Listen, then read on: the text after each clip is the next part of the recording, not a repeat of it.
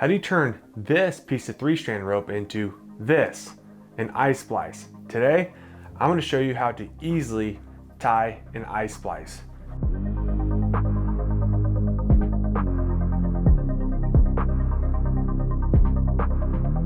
Now on a previous video, and I'll have a link somewhere in the corner here, I showed you guys how to splice the crown splice. For any of you out there who want to get into lineman trade, knowing the 3 splices, the crown or back splice, the eye splice, and the midline splice are 3 splices that you probably should know how to do. You'll have time to learn them while you're in the trade, but hey, if you already know how to do them, you're money ahead, just like you're knot tying. Let's hop into it. Now, one of the first steps when you're starting to do an eye splice with a piece of 3-strand rope is you need to figure out how long, how much of the strands do you need to complete your splice. Common rule of thumb for doing a splice is at least 3 tucks, so you'll weave the strands in and out 3 times is kind of the minimum amount of tucks that you want to do for a splice, from my opinion. I've always found that if I go at least 6 inches where I start my splice, if I go 6 inches, that's usually enough strands to get a minimum of 3 tucks. This usually gives me 4 or even 5 tucks. For those of you who don't know, this is 6 inches, this is about 9 inches, and this is about 4 inches. I'll go about here.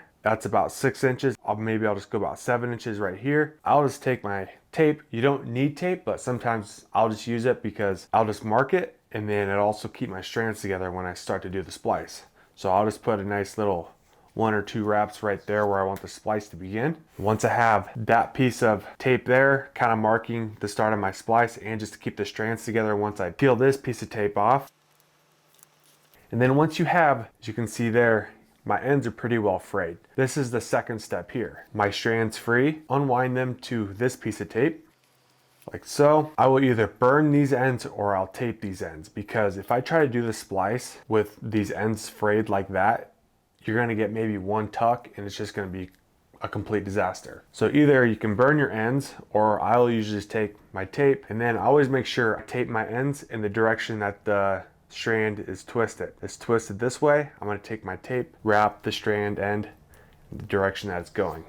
Because if you don't, when you go to wrap it, it's just going to do that. Twist it in the direction it's going, make your life a little bit easier. Once you have all your strand ends taped up like so, you have your piece of tape here. So as I was explaining, now these strands can't keep unraveling because I got a piece of tape here. This is where this tape does help, and then like I said, also kind of just gives you a good marker of, okay, this should be plenty enough strands. Like I said, 6 inches is usually plenty enough, and here we have almost 9. This would be plenty enough strands to get 3 tucks. So once you have it at this point, one thing I always do is I always find the natural center strand. So as you can see here, the natural center strand here just sitting is this colored strand. I always just, depending on how big you want your eye to be, I'll just tuck it, and as you can see, that center strand kind of just lays right there in place, and then these other ones go to the side. I always start with the center strand. So and then now I just have to figure out how big I want my eye to be. I'll just go with something like that. Once you have how big you want your eye to be, and you have your center strand, I can start doing my splice. Let's hop into a different camera angle so I can show you close up, step by step. So we have our center strand identified, and then we know how big we want our eye splice to be, something about like that. So first step I do is I just find the strand right here that I can just tuck my center strand into. I'll just peel open the strand. I'll take my center strand and I'll tuck it in there, and I'll pull it through.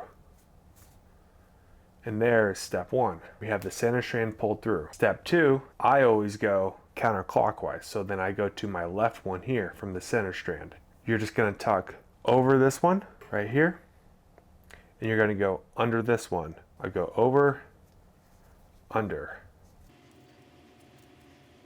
There's step 2 complete. And then the third step, this is the hardest part of the whole splice. It's not hard, you just have to make sure you know what you're identifying correctly. So your last strand, the thing about a splice is you don't ever want to go a strand tuck under the same of a different strand. We have to find, where does this strand go? And the one strand that isn't tucked yet is this colored strand right here. So we're going to take this strand and we're going to go over diagonally and under it here. So I'll peel it open, and I'm going to go. Make sure you go over and under like this, not through this way. So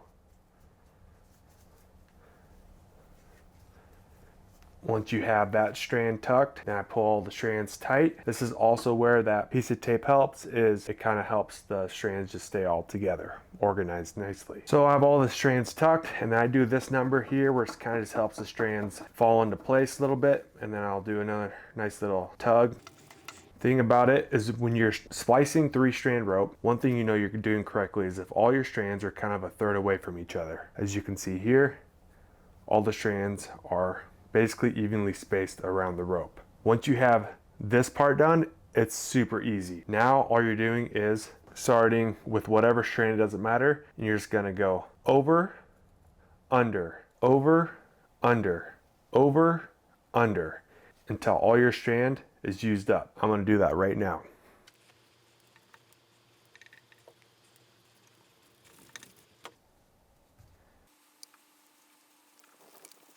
Here we have 3 tucks. So I said in the beginning of the video, 3 tucks is kind of just your minimum. So 1 tuck, 2 tucks, 3 tucks.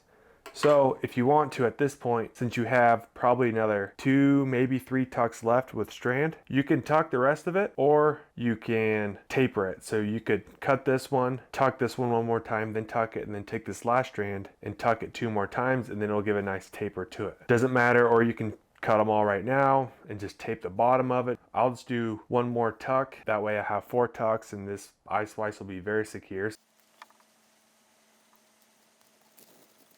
And there, I'm gonna say I have a completed eye splice. Only way it's not completed is either I just cut these ends and then I'll start wrap a tape around it, or like I said, you can cut this one, tuck this one more time, then cut it, then take this last one, tuck it 1 or 2 more times, and then cut it, and then tape it, and it'll be a nice taper. It just comes down to whatever you want to do, but right there is a completed eye splice. Now the second way to splice an eye splice is we call the farmer's splice. The first way I showed you with the 3-strand rope was the conventional way. This is not so much conventional. This is just a quick, convenient, efficient way to splice 3-strand rope into an eye splice, and we call this the farmer's splice. So literally all you do, you want to take your working end of rope here, and then you're just going to tuck it under a strand, skip a couple strands, tuck it again, skip a couple strands, tuck it again, and I'll show you right here.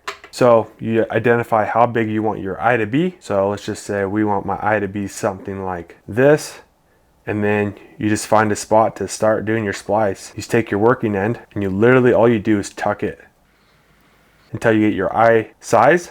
See, I tucked it under 1 strand, then I'll skip a couple strands, and I'll tuck it again. I'll skip a couple strands, then I'll tuck it again. And you just do that all the way down until your working end is short and you can't do another splice. So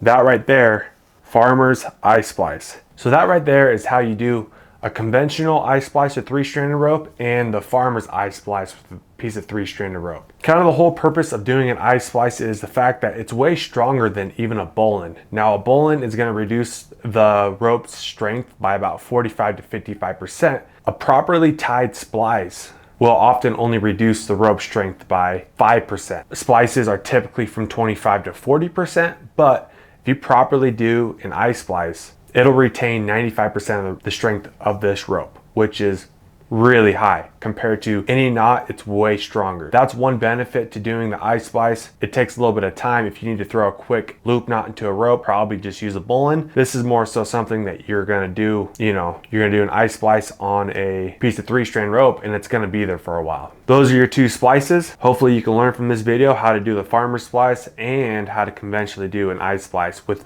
pieces of 3-strand rope. To finish off this eye splice, you can either cut the ends and then tape it, or you can cut the ends then burn the ends and tuck this and taper these strands down if you want. That all just kind of depends on what you want to do. But if you have at least 3 tucks, the more tucks, obviously the stronger the eye splice, but 3 tucks is usually the minimum I was taught. Typically I would just tuck them and have a 6-tuck eye splice, and things are gonna sneak and hold the doggone world. I would hope so.